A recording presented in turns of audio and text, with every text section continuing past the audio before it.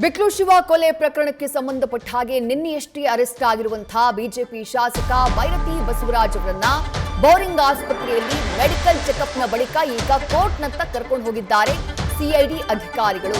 ಕೋರ್ಟ್ಗೆ ಭೈರತಿ ಬಸವರಾಜ್ ಅವರನ್ನ ಹಾಜರುಪಡಿಸುವಂತಹ ಕೆಲಸ ಆಗುತ್ತೆ. ಬೋರಿಂಗ್ ಆಸ್ಪತ್ರೆಯಲ್ಲಿ ಮೊದಲು ಮೆಡಿಕಲ್ ಚೆಕಪ್ಗೆ ಒಳಪಡಿಸಲಾಯಿತು. ಮೆಡಿಕಲ್ ಚೆಕಪ್ನ ನಂತರದಲ್ಲಿ ಈಗ ಪೊಲೀಸರ ಬಿಗಿ ಭದ್ರತೆಯೊಂದಿಗೆ ಕೋರ್ಟ್ನತ್ತ ಕರ್ಕೊಂಡು ಹೋಗಲಾಗ್ತಾ ಇದೆ. ನ್ಯಾಯಾಧೀಶರ ಮುಂದೆ ಹಾಜರುಪಡಿಸಿ ತಮ್ಮ ಕಸ್ಟಡಿಗೆ ಸಿಐಡಿ ಅಧಿಕಾರಿಗಳು ಕೇಳಲಿದ್ದಾರೆ ಎನ್ನುವಂತಹ ಮಾಹಿತಿ ಇದೆ. ಕನಿಷ್ಠ 5 ದಿನಗಳ ಕಾಲವಾದರೂ ಕಸ್ಟಡಿಗೆ ನೀಡಿ ಪ್ರಕರಣಕ್ಕೆ ಸಂಬಂಧಪಟ್ಟ ಹಾಗೆ ವಿಚಾರಣೆಯನ್ನ ನಡೆಸೋದಿದೆ ಅಂತ ಹೇಳಿ ಕೋರ್ಟ್ನಲ್ಲಿ ತಮ್ಮ ವಾದವನ್ನ ಸಿಐಡಿ ಅಧಿಕಾರಿಗಳು ಮಂಡಿಸುವಂತಹ ಸಾಧ್ಯತೆ ಇದೆ. ರೌಡಿ ಶೀಟರ್ ಬಿಕ್ಲು ಶಿವ ಕೊಲೆ ಪ್ರಕರಣ.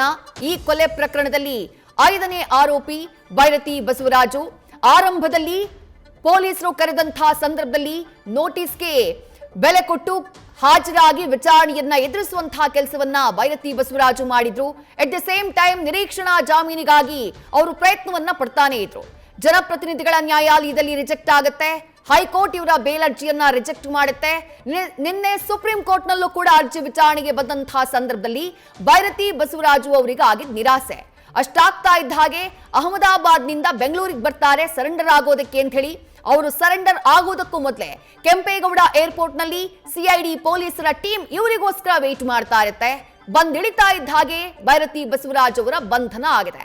ಅದಾದ ಬಳಿಕ ನಿನ್ನೆಯಿಂದ ಇವತ್ತು ಈಗ 4 ಗಂಟೆಯವರೆಗೂ ಹೆಚ್ಚು ಕಮ್ಮಿ ಸಿಐಡಿ ಕಚೇರಿಯಲ್ಲೇ ಭೈರತಿ ಬಸವರಾಜು ಅವರನ್ನ ವಿಚಾರಣೆಗೆ ಒಳಪಡಿಸುವಂತಹ ಕೆಲಸವನ್ನ ಸಿಐಡಿ ಅಧಿಕಾರಿಗಳು ಮಾಡಿದ್ರು. ಯಾಕಂದ್ರೆ ಬಂಧನದ ನಂತರ 24 ಗಂಟೆಗಳ ಸಮಯ ಇರುತ್ತೆ ಪೊಲೀಸರಿಗೆ ಆರೋಪಿಯನ್ನ ನ್ಯಾಯಾಧೀಶರ ಮುಂದೆ ಹಾಜರುಪಡಿಸೋಕೆ. ಆ ಸಮಯ ಮುಕ್ತಾಯವಾಗ್ತಾ ಬರ್ತಾ ಇದೆ. 7 ಗಂಟೆ ಸುಮಾರಿಗೆ ನಿನ್ನೆ ಭೈರತಿ ಬಸವರಾಜು ಅವರ ಬಂಧನ ಆಗಿದ್ದು. ಹಾಗಾಗಿ ಮೊದಲಿಗೆ ಬೋರಿಂಗ್ ಹಾಸ್ಪಿಟಲ್ಗೆ ಕರ್ಕೊಂಡು ಹೋದ್ರು. ಅಲ್ಲಿ ಮೆಡಿಕಲ್ ಟೆಸ್ಟ್ ಆಗಬೇಕು. ಕಾನೂನಿನ ಪ್ರಕಾರ ಯಾವುದೇ ಆರೋಪಿಯನ್ನ ನ್ಯಾಯಾಧೀಶರ ಮುಂದೆ ಹಾಜರುಪಡಿಸುವುದಕ್ಕೂ ಮುಂಚೆ ಆತನ ಮೆಡಿಕಲ್ ಚೆಕಪ್ನ ಮಾಡಬೇಕಾಗತ್ತೆ. ಹಾಗಾಗಿ ಬೋರಿಂಗ್ ಹಾಸ್ಪಿಟಲ್ಗೆ ಕರ್ಕೊಂಡು ಹೋಗಿ ಅಲ್ಲಿ ಮೆಡಿಕಲ್ ಟೆಸ್ಟ್ ಮಾಡಿಸಿದ್ದಾರೆ. ಆ ಮೆಡಿಕಲ್ ಟೆಸ್ಟ್ನ ಬಳಿಕ ಈಗ ನೇರವಾಗಿ ಕೋರ್ಟ್ನತ್ತ ಕರ್ಕೊಂಡು ಹೋಗ್ಲಾಗ್ತಾ ಇದೆ.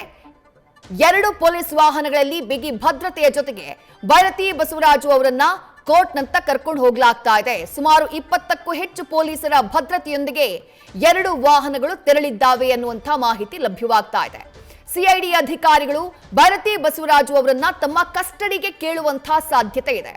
ನಮಗಿರುವಂತಹ ಮಾಹಿತಿ ಪ್ರಕಾರ ಕನಿಷ್ಠ 5 ದಿನಗಳ ಕಾಲ ಕಸ್ಟಡಿಗೆ ಕೇಳಬಹುದು.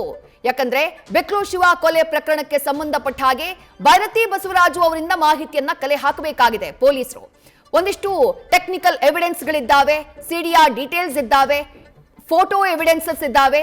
ಉಳಿದ ಆರೋಪಿಗಳ ಜೊತೆಗೆ ಭೈರತಿ ಬಸವರಾಜು ಅವರಿಗಿರುವಂತಹ ಕನೆಕ್ಷನ್ಗೆ ಸಂಬಂಧಪಟ್ಟ ಹಾಗಾಗಿ ಆ ಎಲ್ಲ ಸಾಕ್ಷಿಗಳನ್ನ ಮುಂದಿಟ್ಕೊಂಡು ಭೈರತಿ ಬಸವರಾಜು ಅವರನ್ನ ವಿಚಾರಣೆಗೆ ಒಳಪಡಿಸಬೇಕಾಗಿದೆ ಸಿಐಡಿ ಪೊಲೀಸರು. ಹಾಗಾಗಿ ಕನಿಷ್ಠ 5 ದಿನಗಳ ಕಾಲ ತಮ್ಮ ಕಸ್ಟಡಿಗೆ ಕೇಳಲಿದ್ದಾರೆ ಅನ್ನುವಂಥ ಮಾಹಿತಿ ಇದೆ.